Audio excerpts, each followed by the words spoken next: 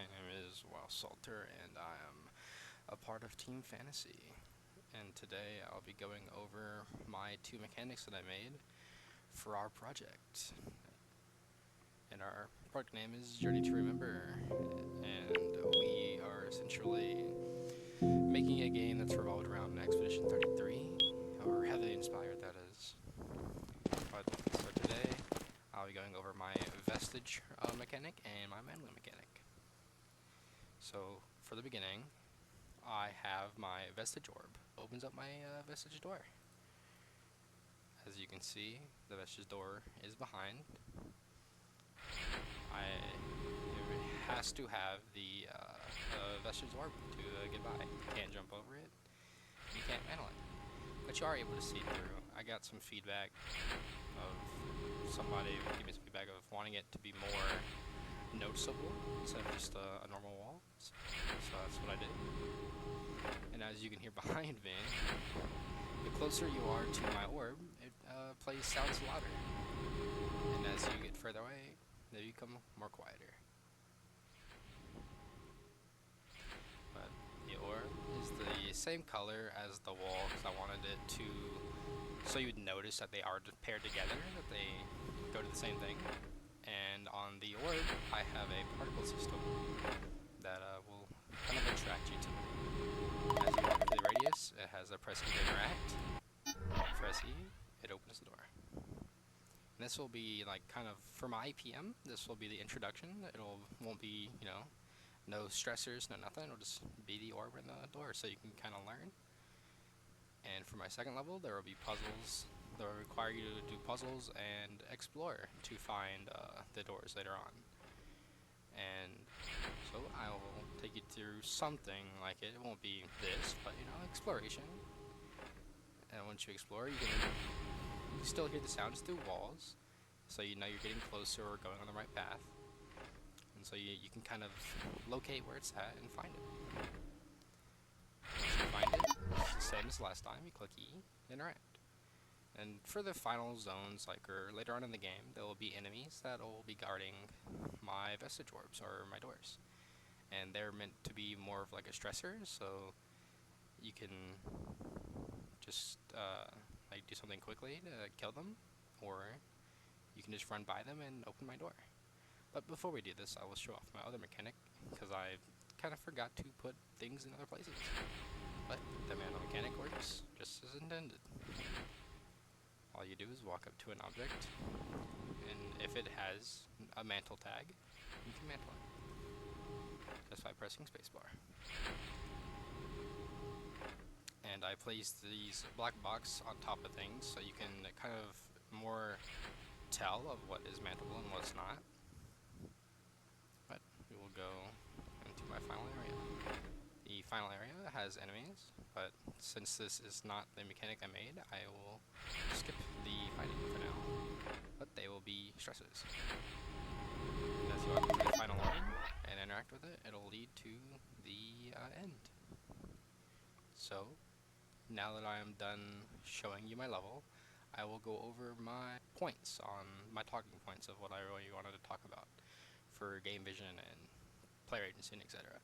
So for my game vision, the vision for this was this mechanic aligns with my pillars. My pillars are rewarding gameplay, high player interaction, and over-the-top expressions. And for the over-the-top, that I would say it's over-the-top because it plays the dissolve animation when it is interacted with, and it has the sounds, a lot of sounds with it, and it's kind of hard to miss due to the particles as well. So I would say every door reinforces the theme of this Journey to Remember. I would say it has high player agency, even though that the door mechanic that I've made here is more optional than most, but it is very meaningful on what is behind these doors. Players will decide which doors they can open and which doors they won't, but behind every door is a meaningful item or a story item or passives. So and these doors will also open kind of shortcuts to areas further ahead as well. They will, behind every door, there will be either combat trials, passives, or collectibles. Though these aren't exactly binary choices, but they are choices that you have to make if you want to make them, that is. And they will kind of change the how your journey is played out. And for clarity and learnability, I as I said, I ease the player in the first zones to kind of see the mechanic and see how it plays out, and kind of learn that there are doors around that will take you to other places. And they're not required. So also there will be, or there was, an easy interaction system. All you have to do is walk up to it, and it tells you exactly how to use it. The reward and punishment on successful interaction, the door will open and it will show you your shortcuts or give you your player items or boosts. And if you fail to go to these doors because you don't want to explore, then you just won't be able to get those passives, and they will alter your journey because some passives are very strong and some passives aren't very strong. So they will alter how your journey goes. And so the stakes are not very high for the actual story itself, but for fighting it's pretty powerful because you will miss powerful passives. And then for my feedback, I have the audio, the dissolving of the actual door, and when you dissolve the door, it also plays another sound for opening the door. So you'll be able to easily find the orbs, and you should be able to find the actual doors opening itself due to this sound. And then for my iteration and variation, like sort of IPM, the introduction part of it will be, as you saw in the first area, they'll be clearly in sight, and they'll show you how to use it and what it would look like. And for practicing is within my second zone, which will be used for more puzzles or optional paths, and you'll basically practice the mechanic by actually exploring and doing puzzles. And for my mastery, these will be like my third area, where there will be enemies outside the paths. There'll be harder puzzles or even areas that you can die in before you get to those doors, and that'll be my masters. And then for the end of it, my hidden doors aren't just mechanics; they're more of an expression of what hidden doors would be if I had to if I had to make them. And in the journey to remember, every wall might be a message, and every crack might lead you to other doors. So you should explore. And so open the doors wisely and walk fiercely. Thank you for watching my video. All right, so this is the mechanic I made this month for GSI. I made a um, rotating bridge that rotates to three different points. So it fits with our design pillars very well by it has because our pillars are over the top, um, high player interaction, and rewarding gameplay. Um,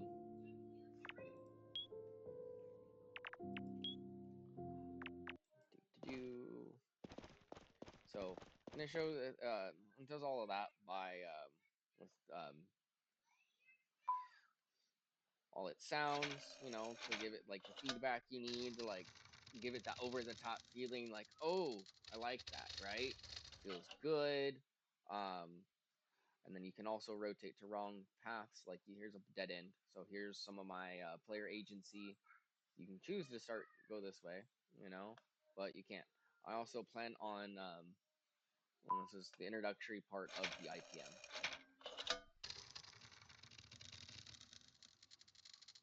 You know, and then it's gonna go back to the back to the other side again, and then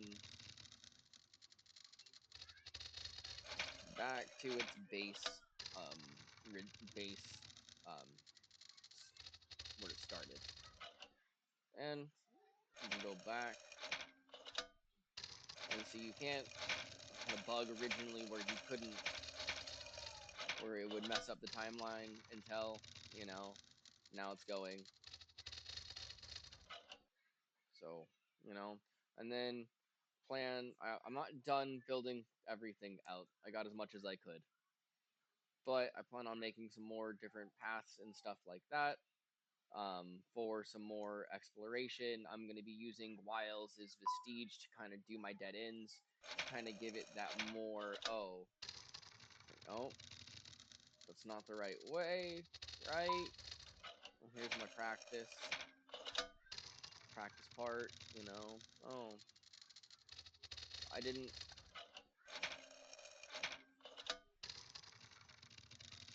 nope, get to get onto the right path. Here we go. So, and then here's another area, you know, here's my kind of like my not mastery exactly, but kind of mastery in a sense. And here's another area. Oh, well, all right. Well, I forgot to set stuff up with that. But you know, and here is the full workaround, and here's the mastery of the level, and you're supposed to go on the other area that you were supposed to. It was an optional area where you know you can go up there and go fight to show off the fight mechanic that is our main mechanic of the game that we're making, which is based off Expedition 33. But there you won. But now to go over why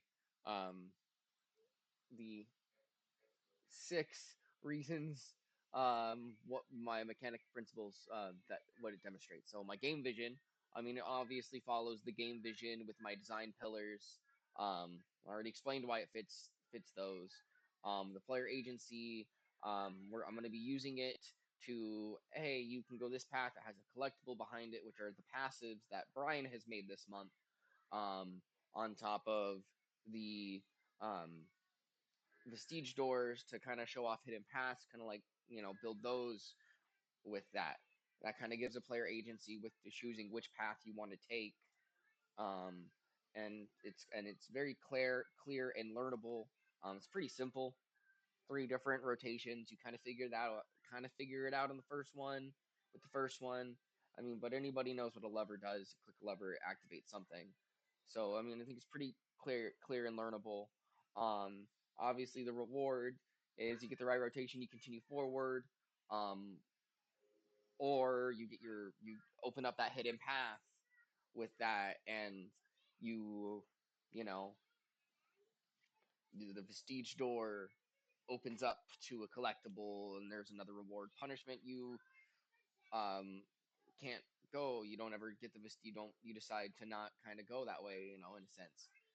The feedback, I think the audio that I have, the speed, the sounds, the lever has its own click before it activates, and a grinding sound while it's pulling down and going up, and then a click when it's done, and then the bridge click before it even starts turning, rotate, grind sound, click that it's done. I think I did really good on the feedback. And obviously, um, I need to finish off the mastery portion of my iteration and variation. But I got a good amount of what I want done for level showcasing.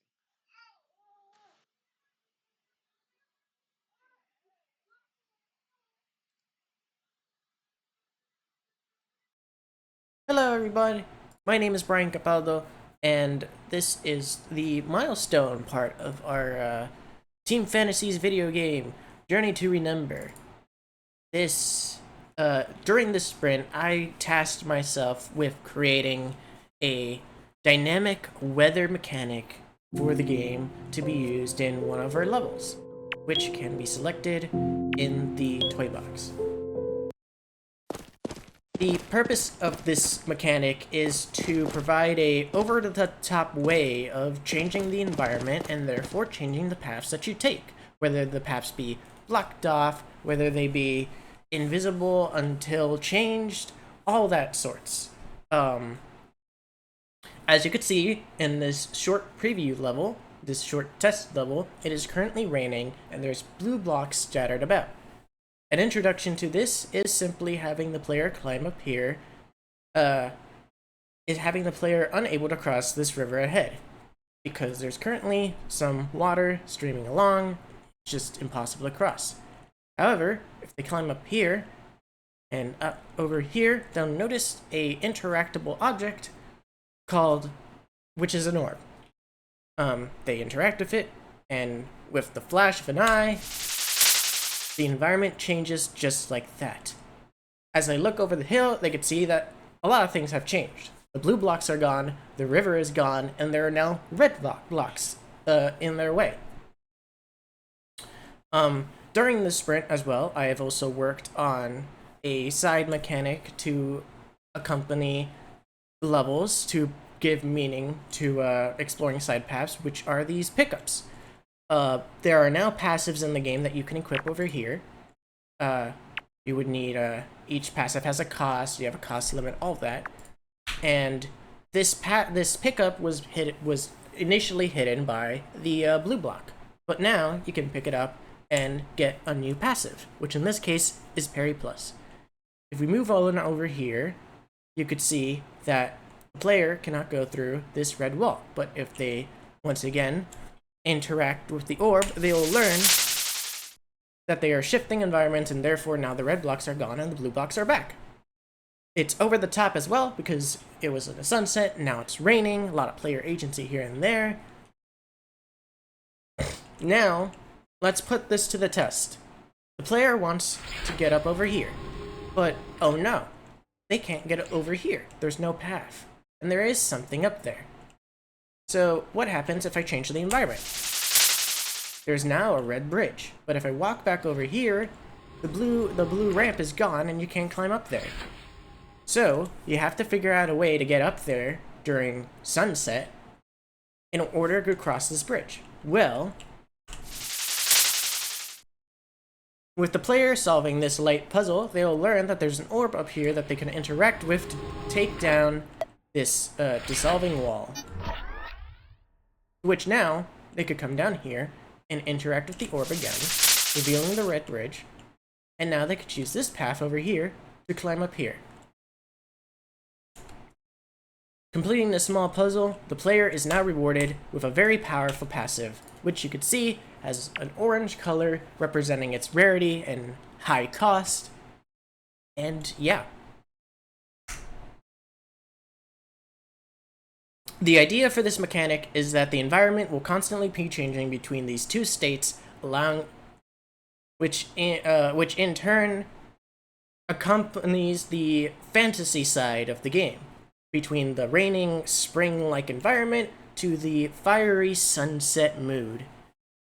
With this mechanic, some light puzzles can be created as the player traverses through the overworld, making the overworld aspect of the game more exciting in tandem with other side mechanics like the vestige walls and the passive pickups. The players will be encouraged with interacting with these puzzles as well if they're not even on the main path in order to find these strong passives that they can equip and power up their character for the journey ahead. And that's basically it for this dynamic weather mechanic.